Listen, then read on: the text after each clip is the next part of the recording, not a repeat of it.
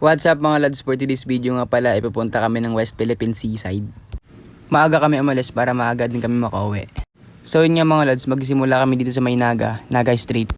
Kakapadyak pala namin, nakarating na kami ng Quezon Province, Quezon Ave. Medyo umaambo ng time na to kaya sumilong muna kami saglit. So yun nga, nagpatuloy kami sa pagpadyak papuntang West Philippine Seaside. At syempre duman muna kami ng Quiapo Church. Sheesh! At sa Intramuros, Manila.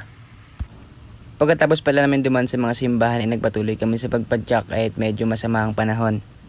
Pero sa ibang nag-bike ay patoktong panahon kasi di masyadong mainit at makakapag-bike ng maayos.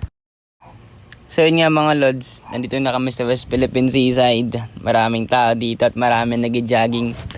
Siyempre maraming mga bikers. Sheesh! Sarap ng dagat. Wala pang bukas na kainan dito sa may seaside kaya kumain muna kami sa labas. Medyo malayo siya sa may seaside. Yun lang, salamat.